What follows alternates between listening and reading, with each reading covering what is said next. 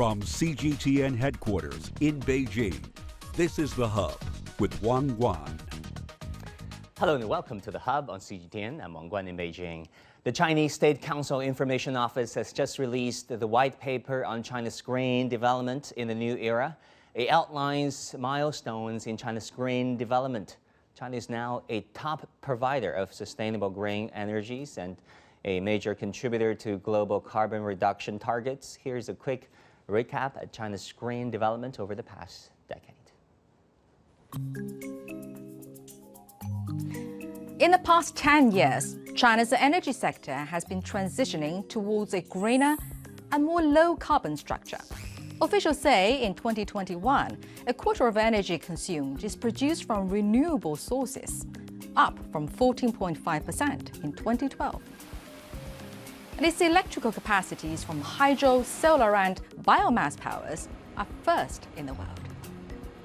The country has also seen progress in cutting emissions and energy conservation, supporting a 6.5% yearly GDP growth with 3% annual energy consumption acceleration, and lowered its energy intensity by 26.2% in the past decade. China's committed to carbon neutral by 2060 and to cap carbon emissions by 2030. It set up the world's largest carbon market in 2021, involving 4.5 billion tons of CO2 emissions and holding more than $2 trillion of green credit balance. Ecological and environmental conditions also continue to improve. In 2021, more than 87% of days recorded good air quality levels. That means 317 days out of 365 in a year.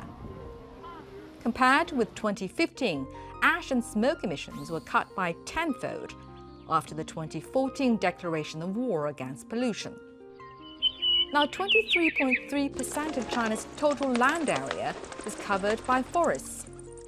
Through restoration efforts, China's afforestation now accounts for a fourth of the global total. The first group of national parks covers an area nearly the size of the UK.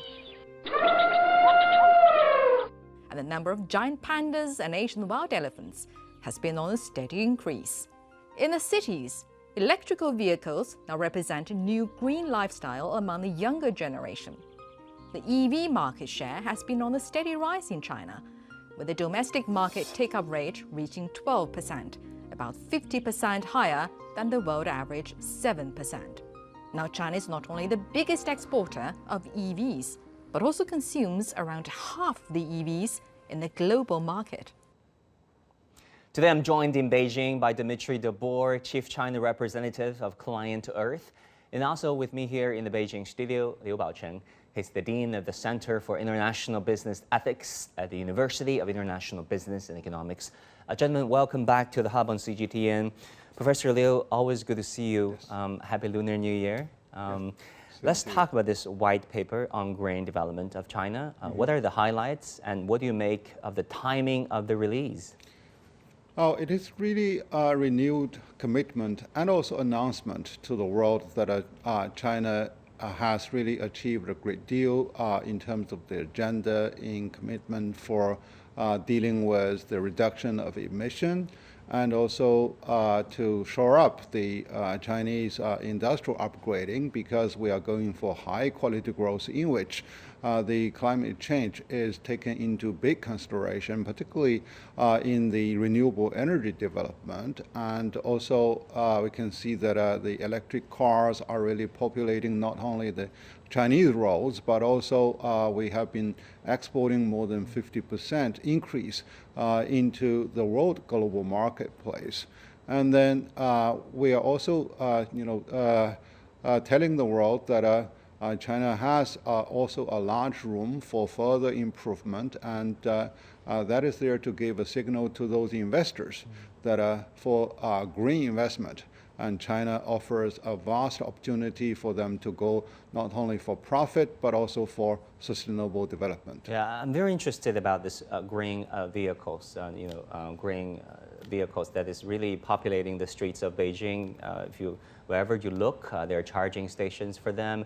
And you're talking about the fact that China is not only making them, but exporting them. What are the major countries of recipient? In which countries are Chinese green vehicles popular? Well, ASEAN countries are there because they are the Chinese top destination of exports. And we can see that some of my students from the ASEAN countries in Vienna, in Indonesia, they enjoy the Chinese electric vehicles. And they are safe and they save energy, and also that they feel very proud that they are the leader of the new generation for green consumption. And we also can see that it's really appearing in the African continent, and people in Kenya and in some of other the sub-Sahara area, they like it, and more importantly, they think it's money worth because we are able to operate on big scale, and there is more competition among the Chinese producers. So therefore, the price is really declining. And now also China welcomes Tesla.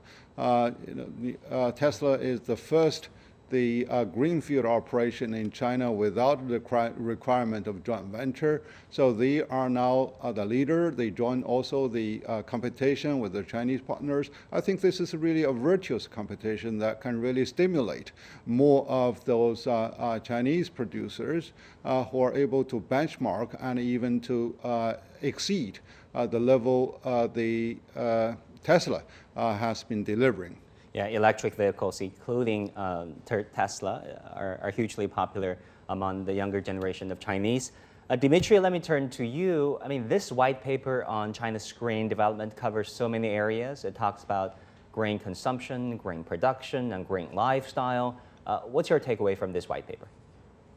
Well, as Professor Liu was saying, it's a real affirmation of the ongoing progress that's being made in China, but also looking towards the future and looking at all of these fields. It's not just one area. It's a really structural part of China's ongoing development. China's high-quality development, China's modernization means that it has to be green. And I think the recognition now that economic growth and environmental protection really can go hand in hand is becoming more and more embedded in the thinking in China. And China sees itself as a leader in the future of all of these green sectors, which is true. And it's amazing. It means that China has a very unique position in the future of this world, not just as an economic leader, but actually as a green leader. You work for ClientEarth, which helps broker deals and getting involved in negotiations, multilateral negotiations, bilateral negotiations in terms of grain development between China and the rest of the world. Maybe you can share with us some concrete examples, some stories of yours that involve China's grain development and grain strategies. Sure, absolutely. So I work as the team leader of what's called the EU-China Environment Project. And the EU and China have a very positive cooperation when it comes to environment and climate action. And it's really positive to see that kind of mutually enforcing type of cooperation. And it goes to a very high level. So the vice premiers of Europe and China have regular contact about these very important topics because they're so important to the world. And I think Europe understands how important China is in this regard, and vice versa. China continues to see Europe as a great friend in all of these efforts. And I just came back from Montreal in Canada, where a new global agreement was successfully achieved under the UN biodiversity framework, and it's all about protecting nature.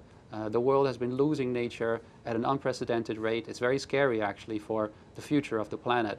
We cannot continue like that. And so the world has agreed that this loss of nature has to be halted and reversed.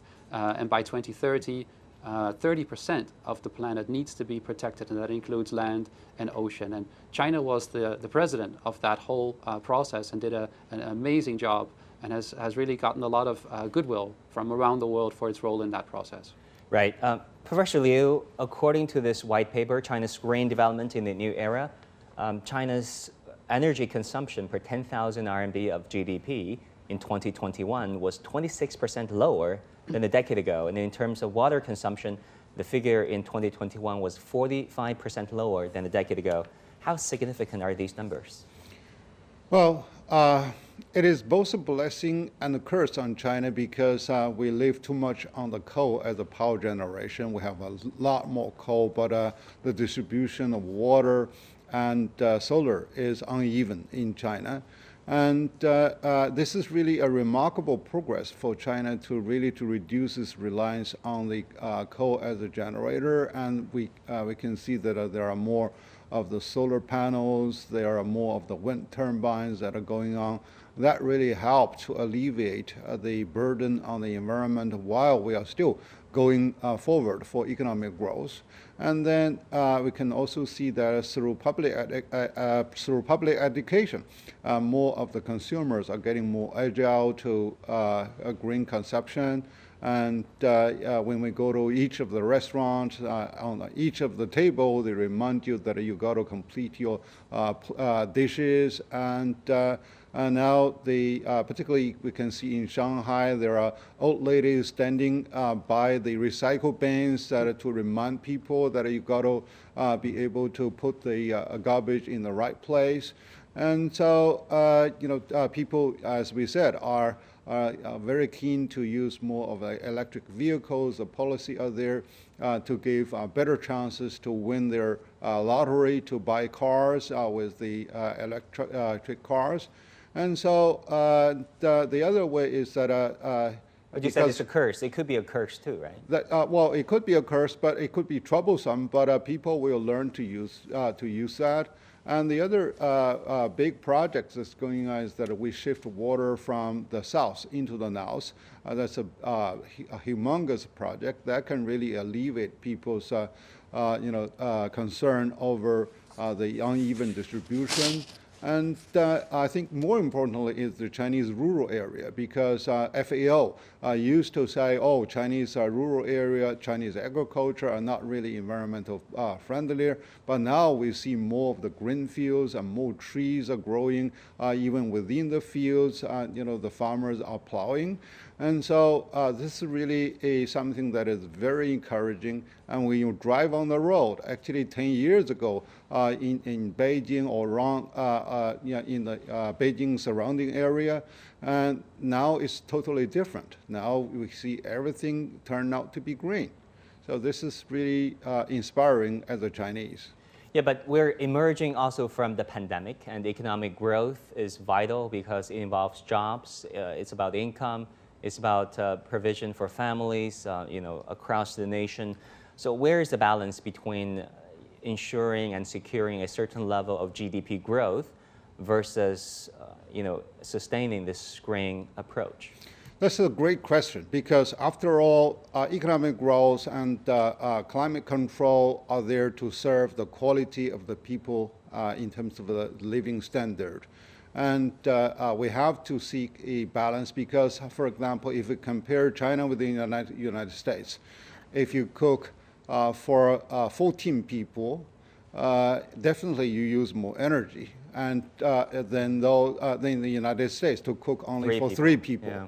So, and the other is that China is still the biggest factory for the whole world. Think of that. We export on annual basis the value of nearly $4 trillion US worth. Most of them are really tangible goods, which is really the consumption of energy and also, the consumption of more of the raw materials. And so we are there to show up the living standard of the rest of the world. Look at the United States. Both you and me have been there. Where are the factories to make shoes? Where are the factories to make more of the garments or the TV sets? They are using it made in China. World. Yeah. So we are doing it. We are doing the dirty job for them to enjoy the cleaner environment. And now we are also, the largest developing country. So we are still going through the industrialization and urbanization process. So therefore, recently, I think there has been policy guideline that there is no rush really to achieve the target by sacrificing too much of the economic growth and by sacrificing too much of our agricultural production. So this is really the right type of approach, and this is a responsible way not only for Chinese people but also for the world, representing more of the developing countries. Yeah, Dimitri, how do you see China balancing its two priorities, the dual priorities of ensuring GDP growth and sustaining a green approach of growth? Well, I mean, it's obvious recently, that you can see that economic development and environment protection really they're not at odds with each other. You might have some instances in certain industries where, yes, it costs a bit of more money to do it the environmental way, but in the long run, that really pays off. And it also provides new business opportunities and new employment opportunities for the people who are working on that. And so, I think the real question then also is how much do we want to make sure that as we grow older in the next decades, and that our children can also live in a good world. The problem is if we develop our economies in an unsustainable way, all of this stuff is going to bite back really hard. And we're already seeing that, with climate change being much more serious every year now, and causing billions and billions of economic damage, not just in the United States and in Europe, but also in China, and also even in countries that did very little to contribute to that, in Africa and they're actually hit the hardest, So it's not like there's really a choice in my mind. It has to be that we go and develop our economies in a green way. And actually it also provides the best economic opportunities and best employment opportunities.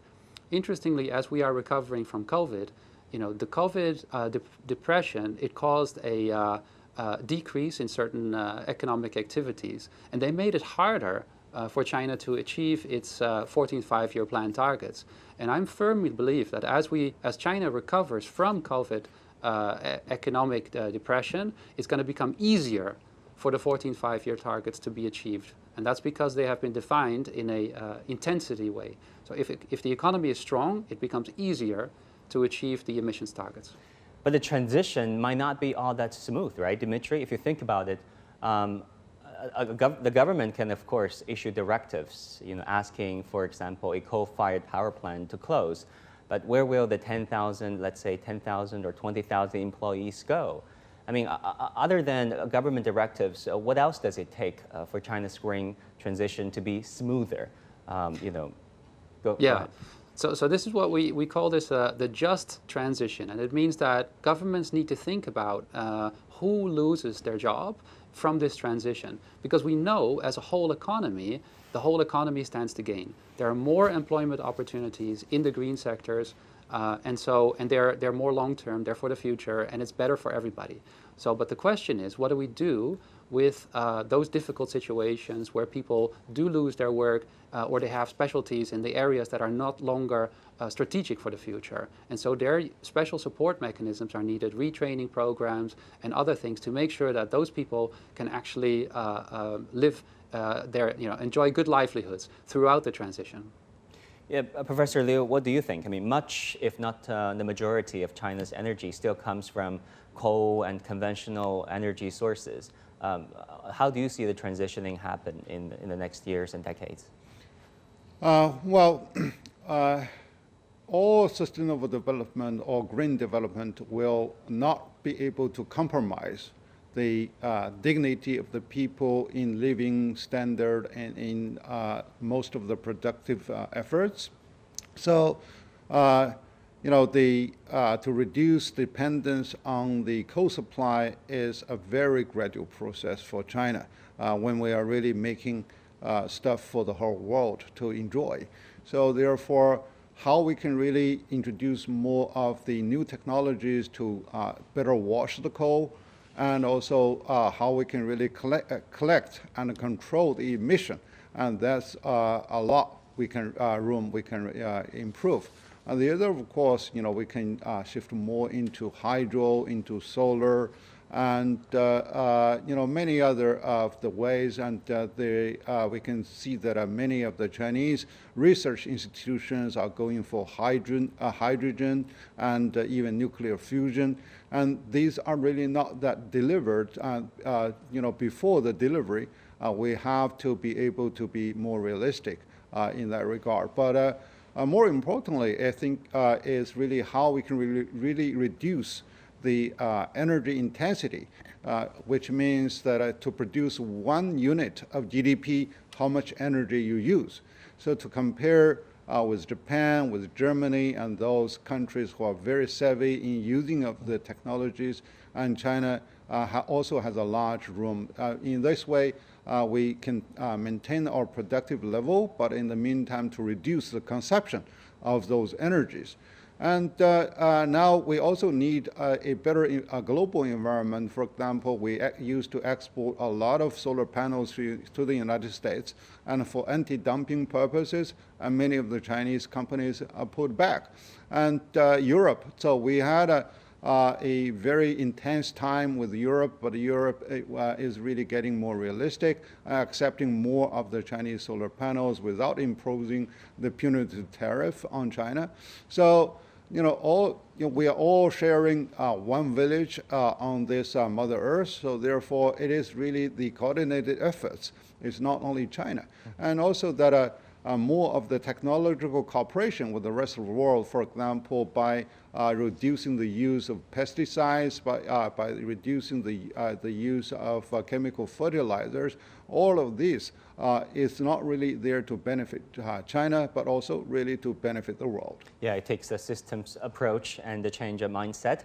This year marked the 10th anniversary of the Belt and Road Initiative, and China has been proposing this green BRI, no more coal-fired power plants overseas. How realistic is it, and how feasible is it going forward?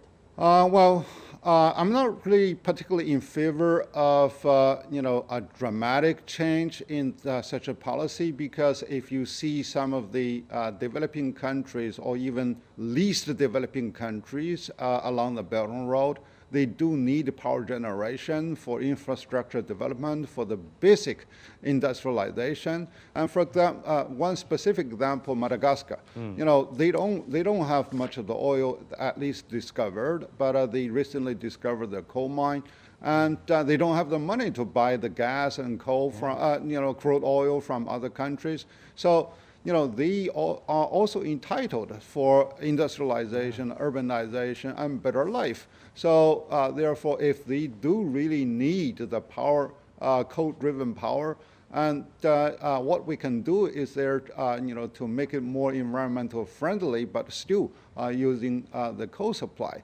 and also for the commitment of refraining from exporting it. But for the many of other coal plants that are already being built halfway, and there's further waste if really we scrap it, halfway. So therefore, we have to be more realistic, and we also have to respect the need of those customers around the world, and particularly along the Belt and Road. And I think now China is now a leader of the global South, and represented mostly by the Belt and Road countries. And China should really give a very strong voice. The world should still maintain the policy of common but differentiated responsibility, and respect the development need of those developing countries, and also to push the developed world to really deliver their promise to offer on annual basis, $100 billion to support the energy transition of those poor countries. Common but differentiated responsibilities. We have been talking about that for over 2 decades now, I believe. Dimitri, what are your thoughts on the Green BRI, or the greening of the BRI? Well, I've been working on that a lot with the Chinese government in the last couple of years, and I'm actually very impressed with the progress that's being made. And I fully support the decision to no longer invest in coal-fired power plants overseas. It's something that the United Nations Secretary General has also emphasized is absolutely necessary for the world to achieve the Paris Agreement's target of keeping global warming well below 2 degrees and preferably to no more than 1.5 degrees towards the end of the century. And we're seeing now that, with only 1 degree of warming, there's already a lot of disasters happening around the world, and that's only going to intensify because as we're going currently, more and more carbon emissions are ending up in the atmosphere. We're very far from being carbon neutral as a world. And so the real risk is, are we helping developing countries with a power solution, or are we helping them with a solution that is just not fit for this century? And I think that's going to be a real problem as we go into 2030, 2035.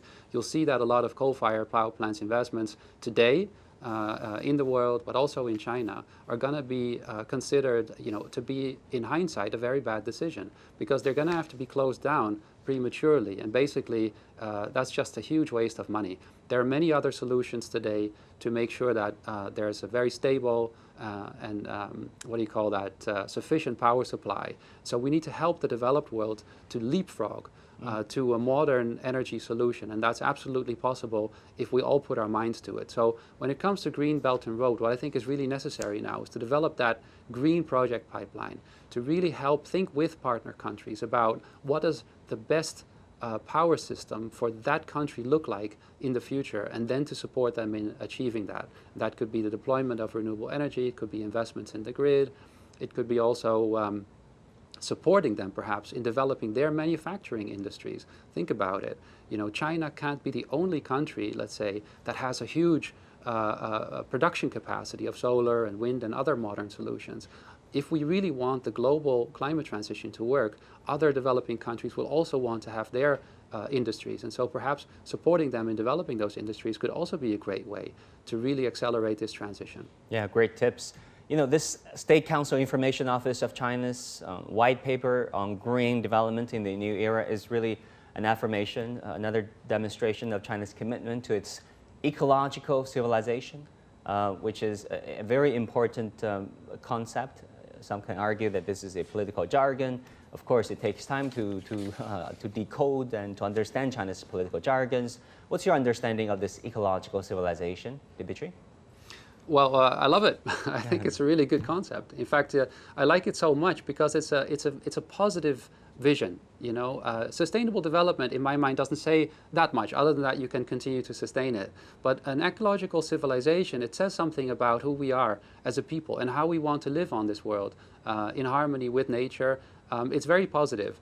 I think what some people worry about it sounds a bit fluffy, or they think it sounds too nice to be true, But why would it be too nice to be true, If we all work towards that vision, I think we can achieve it. And I think China is really showing that that it's really possible to make a lot of progress towards that. So what I'm seeing is that, environmental people who love the environment around the world, they actually really like this concept of an ecological civilization.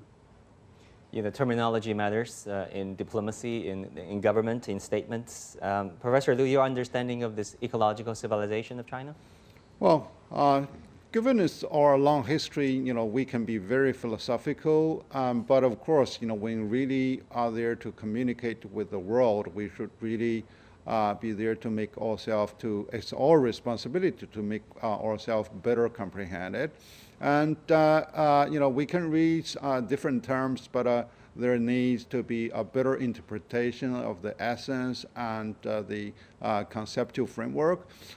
But overall, it is really something of the people centricity.